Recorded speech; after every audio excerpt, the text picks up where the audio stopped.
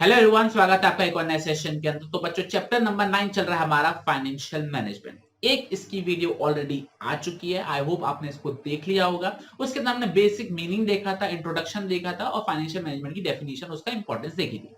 चलिए करते हैं आज की क्लास को कंटिन्यू। पहले 1 मिनट देखेंगे, रिवाइज करेंगे अभी तक हमने क्या पढ़ रखा है, जिससे एक छोटा सा फ्लो बन जाएगा और आज हमने पढ़ने में हमको मदद मिलेगी। तो चलिए बच्चों, स्टार्ट करते हैं आज की क्लास को। बच्चों, सबसे पहले हमने देखा था चैप्टर के कंटेंट्स कि हमको ये सारी चीजें पढ़नी है। ये तो आप देख लोगे, चैप्टर होगा पूरा, हमको देखना ही है। हमने इंट्रोडक्शन के अंदर बेसिकली एक चीज देखी थी कि बिजनेस फाइनेंस का मतलब क्या होता है। तो जो पैसा, आई रिपीट, जो पैसा बिजनेस एक्टिविटीज करने के लिए चाहिए होता है उसे हम क्या बोलते हैं? बिजनेस फाइनेंस बोलते हैं। पैसा हर एक एक्टिविटी के लिए चाहिए होता है बिजनेस के अंदर, चाहे बिजनेस स्टार्ट करना हो, रन करना हो, मॉडर्नाइज करना हो, एक्सपेंड करना हो, या फिर डाइवर्सिफाई ही क्यों ना करना हो, असेट्स खरीदना हो, बिजनेस को डे टू डे एक्टिविटीज के लिए चलाना हो। इन सब एक्टिविटीज के लिए आपको क्या चाहिए होता है? पैसा चाहिए होता है। और पैसा, जो पैसा है आपके बिजनेस के लिए, सर्वाइवल के लिए और ग्रोथ के लिए महत्वपूर्ण है। इसके बाद हमने क्या देखा था? फाइनेंशियल मैनेजमेंट की बेसिक डेफिनेशन देखी थी। तो फाइनेंशियल मैनेजमेंट की जो बेसिक डेफिनेशन है वो क्या है? ऑप्टिमल प्रोक्योरमेंट, सही जगह से पैसा लेकर आओ, ऑफिस को सही जगह पैसे को यूटिलाइज करो। तो optimal procurement and usage of finance is known as what? Financial management. और प्रोक्योरमेंट कहां से करते हैं, इस चैप्टर में हम आगे पढ़ने वाले हैं। उसको कहां कहां यूज करना है, कैसे यूज करना है, कैसे डिसाइड करना है, ये सब आने वाले टॉपिक के अंदर पढ़ने वाले हैं। तो मैंने बताया था आपको बेसिकली यहाँ पे 2 डेफिनेशन याद करनी है, पहले आपकी बिजनेस फाइनेंस की, दूसरी फाइनेंशियल मैनेजमेंट की। उसके बाद बच्चों हमने देखा था रोल ऑफ फाइनेंशियल मैनेजमेंट, या फिर जिसको हम इंपॉर्टेंस ऑफ फाइनेंशियल मैनेजमेंट भी बोल देते हैं। और इसके अंदर 5 पॉइंट हमने बेसिकली पढ़े थे। और मैंने बताया था कि आपको बैलेंस शीट याद है तो 5 पॉइंट याद करने में कोई भी दिक्कत नहीं होगी। जैसे बैलेंस शीट में सबसे पहले क्या आता है? Fix assets. तो फिक्स असेट में कितना पैसा लगाना है और कितने कितने फिक्स असेट्स आपको खरीदने, उसमें क्या बोलते हैं? Size and composition of fix asset. दूसरा, क्वांटम ऑफ करंट एसेट कितना होना चाहिए, आपका कैश कितना होना चाहिए, आपका इन्वेंटरी कितना होना चाहिए, आपके रिसीवेबल कितने होने चाहिए, ये सब चीज जानकारी रखते हो। तीसरा, लॉन्ग टर्म से कितना पैसा लाओगे, शॉर्ट टर्म से पैसा कितना लाओगे। चौथा, लॉन्ग टर्म से अपना कितना होगा और बाहर वालों को कितना होगा, मतलब ओनर्स फंड कितना होगा, बोरोड फंड कितना होगा, ठीक है ना। और फिफ्थ पॉइंट क्या था? P&L के आइटम्स, इंटरेस्ट, डेप्रिसिएशन और आपका एक्सपेंसेस, वो सब वगैरह। तो ये हमारा, ये सब कुछ जानने के लिए, ये सब कुछ कैलकुलेट करने के लिए, प्रॉपर डिसीजन लेने के लिए फाइनेंशियल मैनेजमेंट की जरूरत है। और लास्ट टॉपिक हमने देखा था कि फाइनेंशियल मैनेजमेंट करने का मेन ऑब्जेक्टिव ही क्या है। तो ऑब्जेक्टिव क्या था?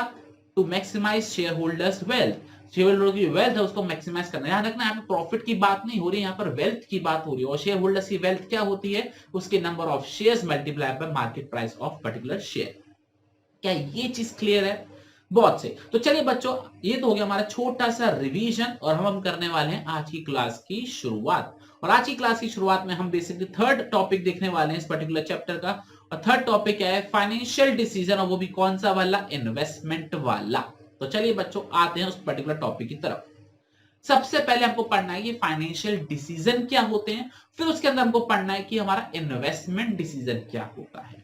तो पहले एक काम करते हैं, वापस अपने पुराने वाले एग्जाम्पल की तरफ जाते हैं कि उस एग्जाम्पल में हमने क्या देखा था, और फिर करते हैं इस पर्टिकुलर टॉपिक की शुरुआत। तो चलिए बच्चों, दूसरी स्क्रीन की तरफ चलते हैं और देखते हैं क्या था वो एग्जाम्पल। तो बच्चों, आ गए हम अपनी दूसरी स्क्रीन की तरफ। उसके अंदर अब देखो, ये था हमारा डायग्राम था। हाँ, ये हमारा बेसिक से एग्जाम्पल था, डायग्राम नहीं था, एग्जाम्पल था। तो बच्चों देखो, मैंने क्या बताया था, सबसे पहले जब हम कंपनी शुरुआत करते हैं, कंपनी को रन करते हैं, तो यहां से पैसा आता है, ठीक है। ये हमारी क्या सोर्सेज हैं, यहाँ से हम प्रोक्योर करते हैं पैसे को। इसके बाद यहाँ पर हम फिक्स एसेट में पैसा लगाते हैं और यहाँ फिर हम करंट एसेट में पैसा लगाते हैं। और उसके बाद जो हम बिजनेस एक्टिविटीज करते हैं, और बिजनेस एक्टिविटीज करने के बाद जो प्रॉफिट होता है उसको या तो हम डिस्ट्रीब्यूट कर देते हैं एज डिविडेंड, या फिर हम क्या करते हैं, इसको रिटेन करते हैं। रिटेन कैसे करते हैं? हम अपने पास रख के, जिससे फ्यूचर में कभी जरूरत पड़ी तो उसको यूज कर लेंगे। ये चीज तो आपको पता थी। हाँ, तो बच्चों एक बात बताओ, कहां से पैसा लेकर आना है इसका फैसला होगा। हाँ, तो उसका एक डिसीजन हो गया बच्चों। इस डिसीजन को, इस वाले डिसीजन को कि कहां से पैसा लेकर आना है, इससे बोला जाता है फाइनेंसिंग डिसीजन। आई रिपीट, क्या बोला जाता है? Financing decision. कहां पैसा यूटिलाइज करना है, कहां पैसा इन्वेस्ट करना है, इससे क्या बोला जाता है? Investing decision. ठीक है, ये चीज क्लियर हो गई। इसे क्या बोला जाता है? Investing decision. और फिर जो प्रॉफिट कमाओगे उसका क्या करना है, तो उससे बोला जाता है आपका डिविडेंड डिसीजन। डिविडेंड डिस्ट्रीब्यूट करना है या फिर नहीं करना। तो ये आपके बेसिकली 3 डिसीजन होते हैं जो हम फाइनेंशियल मैनेजमेंट के अंदर करते हैं। कहां से पैसा लेकर आना है उसे बोलते हैं फाइनेंसिंग डिसीजन, कहां पैसा इन्वेस्ट करना है उसे बोलते हैं इन्वेस्टमेंट डिसीजन, और उसके बाद प्रॉफिट का क्या करना है उसे बोलते हैं डिविडेंड डिसीजन। Clear, okay. और अगर मैं पूरे इस चैप्टर को ही कंबाइन कर दूं, आई रिपीट, मैं पूरे चैप्टर को कंबाइन कर दूं, तो हम क्या ले रहे हैं, पैसों से रिलेटेड डिसीजन ले रहे हैं। तो कंबाइंड टर्म क्या बन जाता है हमारा, फाइनेंशियल डिसीजंस। ध्यान रखना, फाइनेंशियल डिसीजन और फाइनेंसिंग डिसीजन में अंतर है। फाइनेंशियल डिसीजन के अंदर ये तीनों टाइप के डिसीजन आपके आ जाते हैं। क्लियर, फाइनेंसिंग भी आ जाएगा, इन्वेस्टिंग भी आ जाएगा, और आपका डिविडेंड डिसीजन भी आ जाएगा। और फाइनेंसिंग के अंदर हम ये देखते हैं कि लॉन्ग टर्म में, आई रिपीट, लॉन्ग टर्म में पैसा कहां से आ रहा है, अपना पैसा लगा रहे हैं, मतलब शेयर होल्डर का पैसा लग रहा है, या फिर आपका डेट का पैसा लग रहा है।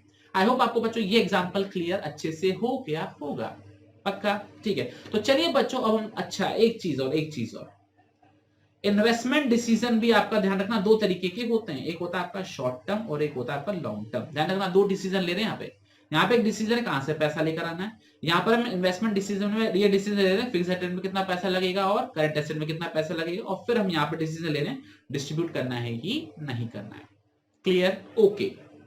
तो चलिए बच्चों, आज जो बेसिकली हम पढ़ने वाले हैं वो पढ़ेंगे कि फिक्स एसेट्स खरीदते समय, आई रिपीट, फिक्स एसेट्स खरीदते समय क्या करना होता है, कौन कौन से फैक्टर्स हैं जो हमको ध्यान में रखने होते हैं डिसीजन लेते समय, वो आज हम पढ़ने वाले हैं। तो चलिए बच्चों, वापस आते हैं अपने नोट्स की तरफ और देखते हैं आज का टॉपिक। तो आ गए बच्चों अपने नोट्स की तरफ वापस, और देखिए हमारे सामने क्या टॉपिक दे रखा है। पहले फाइनेंशियल डिसीजन। फाइनेंशियल डिसीजन मतलब तीनों डिसीजन, चाहे आपका फाइनेंसिंग हो, चाहे आपका इन्वेस्टमेंट हो, चाहे आपका डिविडेंड हो, ठीक है। तो एक बार रीड करते हैं, देखते हैं इसमें क्या लिखा हुआ है। तो क्या लिखा हुआ है, financial decision are taken under financial management and directly deal with raising, investing and distribution of profit.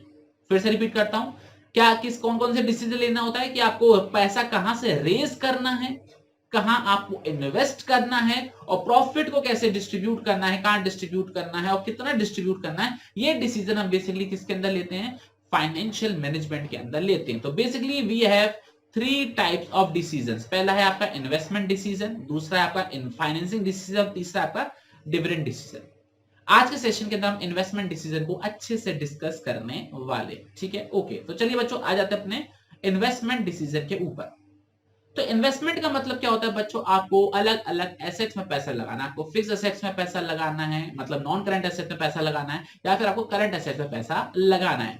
मतलब या तो लॉन्ग टर्म के लिए पैसा लगाओगे या फिर आप शॉर्ट टर्म के लिए पैसा लगाओगे, हाँ है ना, बिल्कुल सही। तो वही चीज यहाँ पे लिखी हुई है, the investment decision relates to how the funds are investment in different assets. और इन्वेस्टमेंट डिसीजन लॉन्ग टर्म भी हो सकता है और शॉर्ट टर्म भी हो सकता है। Clear, okay. अब बात करते हैं लॉन्ग टर्म इन्वेस्टमेंट डिसीजन के बारे में, और ये ही बहुत इंपॉर्टेंट है, 3 मार्क्स के लिए बहुत इंपॉर्टेंट टॉपिक है। लॉन्ग टर्म इन्वेस्टमेंट डिसीजन को हमारा एक दूसरा नाम भी है, और उसका दूसरा नाम क्या है, capital budgeting decision. I repeat, जब हम लॉन्ग टर्म में पैसा कौन सा इन्वेस्ट करना है, वो जो हम डिसीजन लेते हैं उसको हम डिसीजन को क्या बोलते हैं, कैपिटल बजटिंग डिसीजन। और बच्चों, कैपिटल बजटिंग डिसीजन अगर आप फाइनेंस की फील्ड में आगे जाओगे, चाहे आप सीए करो, सीएस करो, एक्चुअरी करो, कोई भी मैनेजमेंट का कोर्स करो, उसके अंदर पर्टिकुलर चैप्टर होता है या पर्टिकुलर सब्जेक्ट होता है रिगार्डिंग कैपिटल बजटिंग। तो बहुत ही इंपॉर्टेंट है। कैपिटल बजटिंग का मतलब सिंपल वे में अगर मैं बोल दूं, आपको कोई बड़ी इन्वेस्टमेंट करनी है, 1 करोड़ की, 2 करोड़ की, 10 करोड़ की, 100 करोड़ की, तो उस डिसीजन लेने से पहले हमको बहुत सारी चीजें जांच पड़ताल करनी पड़ती है, ठीक है, बहुत सारे फैक्टर्स को देखना पड़ता है। तो उस डिसीजन को लेने के लिए हम क्या बोल देते हैं, हम क्या ले रहे हैं, कैपिटल बजटिंग का डिसीजन ले रहे हैं। Clear, okay.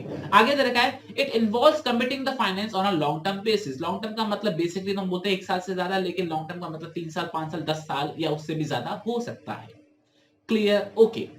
अब बात आती है, सर ये कैपिटल बजटिंग डिसीजन हम लेते क्यों हैं, why they are so important.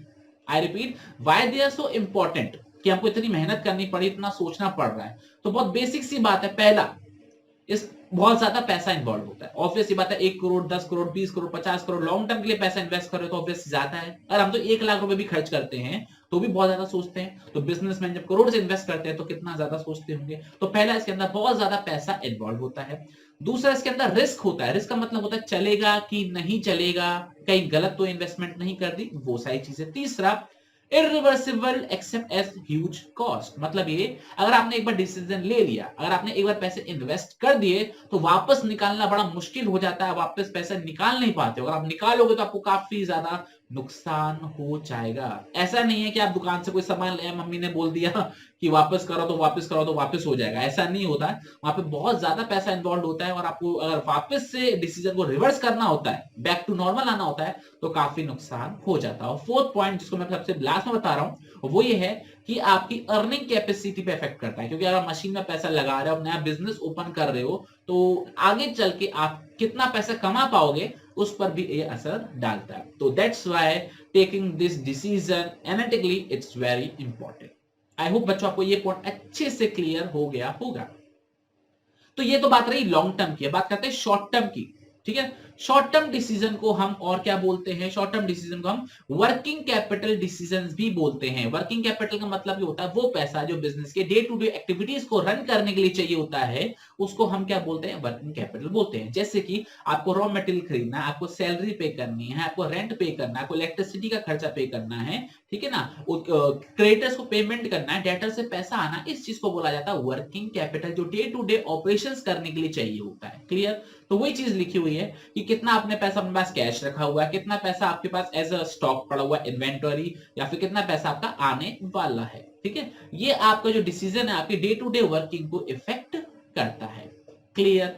I hope बच्चों आपको अच्छे से समझ में आ रहा होगा कि हमने क्या बात करी। सबसे पहला फाइनेंशियल डिसीजन तीन टाइप के होते हैं, फाइनेंसिंग, इन्वेस्टमेंट और आपका डिविडेंड। इन्वेस्टमेंट के अंदर हमने बात करी, इन्वेस्टमेंट दो तरीके की होती है, लॉन्ग टर्म, एक शॉर्ट टर्म। लॉन्ग टर्म वाले को हम कैपिटल बजटिंग बोलते हैं, या लॉन्ग टर्म डिसीजंस को हम क्या बोलते हैं? Capital budgeting decision. और शॉर्ट टर्म के लिए हम क्या बोलते हैं? Working capital decision. फिर हमने देखा कि लॉन्ग टर्म डिसीजन इंपॉर्टेंट क्यों होते हैं, चार पॉइंट्स हमने इसके देखा। सबसे पहला, बहुत ज्यादा पैसा इन्वॉल्व होता है। दूसरा, इसमें बहुत ज्यादा रिस्क होता है। तीसरा, हमने देखा कि ये इरिवर्सिबल होते हैं, अगर आपको रिवर्स करना है तो आपको बहुत ज्यादा लॉस झेलना पड़ सकता है। और फोर्थ, ये आपकी अर्निंग कैपेसिटी को इफेक्ट करते हैं। क्लियर? यहां तक कोई डाउट? ओके। शॉर्ट टर्म ने देखा, उसको वर्किंग कैपिटल डिसीजन भी बोलते हैं, आपकी day to day working activity को इफेक्ट करता है।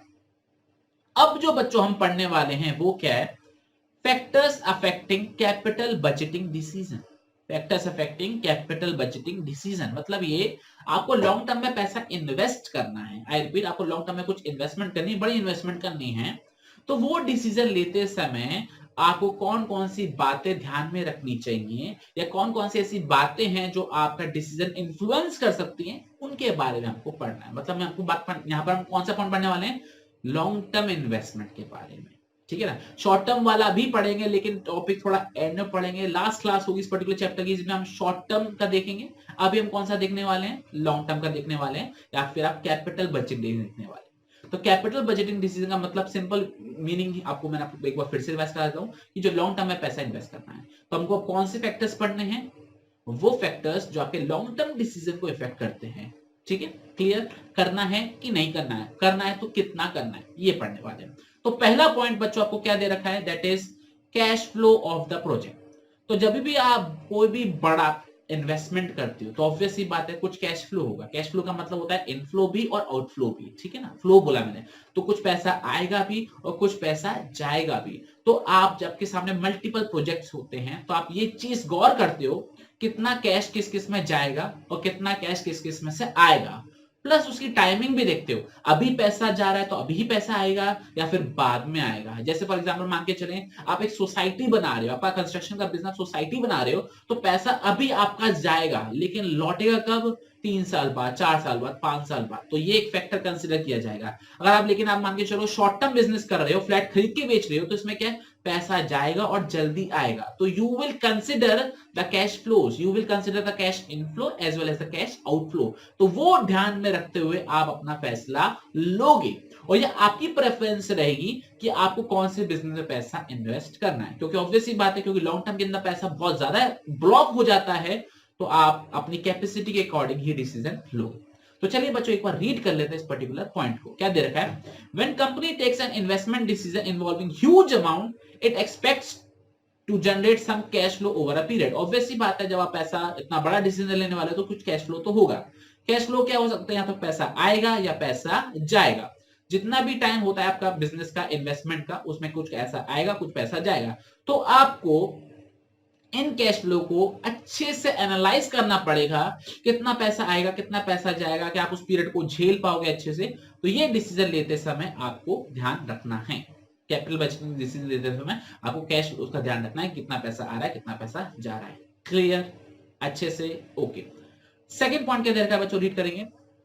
द रेट ऑफ रिटर्न, सबसे one of the most important point है ये, rate of return. Rate of return का मतलब होता है कितना पैसा रिटर्न में मिल रहा है, मतलब कितना प्रॉफिट हमको होगा। मुझे एक बात बताओ, आपके सामने दो बिजनेस प्रपोजल है और आपको लगता है एक में 10% का रिटर्न आएगा, एक में 12% का रिटर्न आएगा, एक में 15% का रिटर्न आएगा, तो मोस्ट प्रेफरेबली अगर सब कुछ सेम कंडीशंस हैं और सिर्फ यही डिफरेंस है, तो आप किस में पैसा लगाना चाहोगे?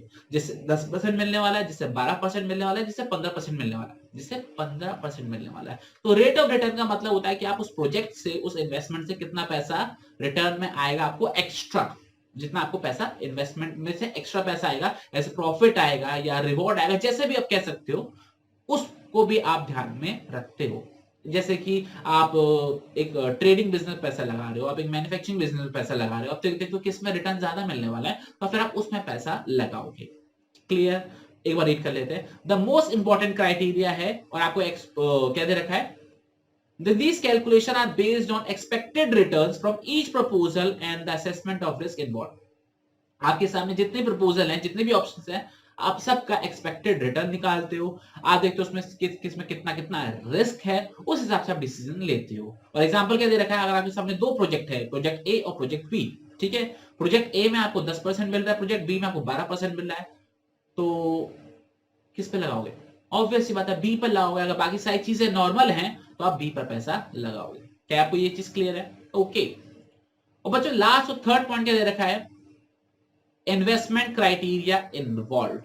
बड़ा ही सिंपल सा पॉइंट है, इन्वेस्टमेंट क्राइटेरिया इन्वॉल्व, मतलब ये कह लो पहला ए पॉइंट और बी पॉइंट को मिक्स कर दो तो सी पॉइंट आ रहा है।